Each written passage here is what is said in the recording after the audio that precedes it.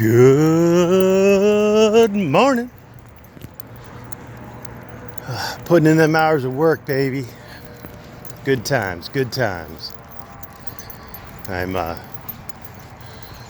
struggling with some of the technical difficulties of appellate advocacy. I have learned recently how to put bookmarks, descriptive electronic bookmarks, into a PDF, because unlike the lower courts, those poor schlubs, you just hand them a fat stack of briefings and let them go to town. But no, those appellate court judges, boy, it's got to be electronically filed with descriptive bookmarks for every single section of your brief. 2-page brief, 20-page brief, 40-page brief, doesn't matter. Bookmarks, baby. I never thought I would become so adept at that kind of stuff, being an attorney, but I guess the times, they are a-changin'. It just sucks balls having to buy Adobe Acrobat to do it. Adobe Acrobat's the biggest scam ever. F them right in the a-hole, because damn, they're expensive. Anyway, so I watched a video by Earl. I just don't have a lot of time to watch videos. I remember when I was first starting out as an attorney, and didn't have a whole lot of work. I had plenty of time on my hands. Boy, I was rolling out of the office at 3 in the afternoon, 5 on a busy day. Plenty of time. Now I'm rolling out of work at, 8.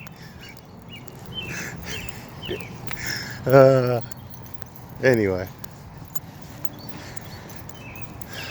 Morning. So I was watching a video from Earl today. It was a short one, thankfully.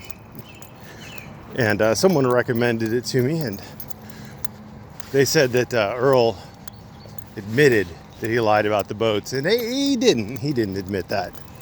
I mean, what he said was that he doesn't own a speedboat, and he was very careful and meticulous in how he said it to make sure that everybody understood that he was denying owning a speedboat.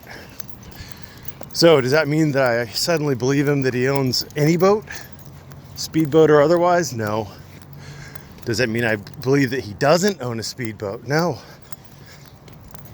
I don't think he owns a speedboat, but that's just based, or any boat. I don't think he owns any boat, just based on his lifestyle and his historical income. I don't think he owns boats. I mean, the man has spent most of his life either in jail or in prison, or working as like a security guard. So do the math.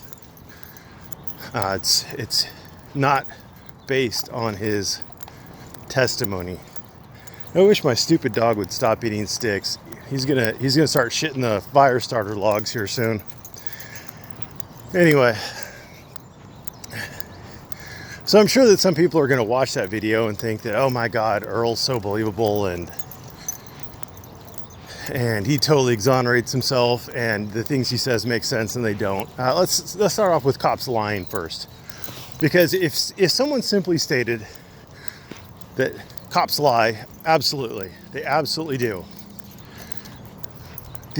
I think the key difference, though, the big deal, is when cops lie, and cops are definitely likely to lie to you if they are trying to get information from you. If they think that by telling you that they're your friend, that they could get you to spill the beans about something, or if they tell you that they totally understand how your daughter looked hot and so you should want to have sex with her, and they understand why you would, they're lying to you. And they're trying to get you to talk. They're trying to be your friend. They're trying to be your buddy, so that you think they're your friend and your buddy, and you trust them enough to talk to them. Now, I'm not going to say that cops have never lied under oath, because obviously they have, but I am going to say that that is not the norm. That is certainly not the norm. Most cops, generally speaking, are not lying under oath. So there's a huge issue there. And the second huge issue with Earl's statement that the cops are lying is that it is his daughters who are testifying against him. It is his daughters who are submitting affidavits. Unless I am mistaken, and I could be, I have been before, his daughters are not the police. So that is something to consider. And the district attorney who has reviewed the file and has decided to bring charges to start moving the case forward, bring it in front of a grand jury and all the other fun stuff, that district attorney is also similarly not a cop. So the cop's role in criminal investigations is to gather the information. Now, if they do that, and maybe they plant information or something like that, but they didn't plant his daughters. And if his daughters lied on their affidavits, then his daughters have perjured themselves, not the police. So what he is saying is not only irrelevant, but it's untrue. Cops do lie, but they lie in particular places, under particular circumstances, typically when they're not under oath. So there you go. Oh, but this one time at band camp, a cop faked evidence. Yeah, I know, I get it. I'm not saying that cops are perfect. I have never suggested that. I'm just saying that if you look at the vast number of criminal cases brought every year and the overwhelming amount of evidence that does survive any constitutional challenge, that does tend to make you believe that the cops are not forging evidence all over the place or perjuring themselves all over the place.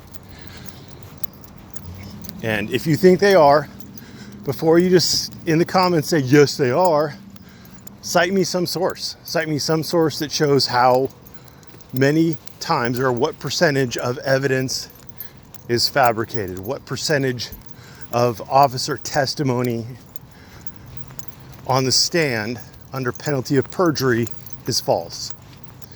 And I'll wait for you to not provide that and simply assert in your ignorance that cops lie on the stand and with the evidence. Earl is he's going to bring you evidence, and we've never heard this before. He's going to bring you evidence. You just wait, guys. You just wait. He has solid evidence that the Deer Park police are manufacturing evidence. Unfortunately for Earl, it's all on the same thumb drive that has the documentation on the Leon Valley police.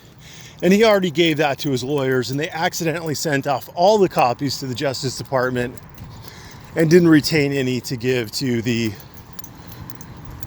Deer Park defense attorney.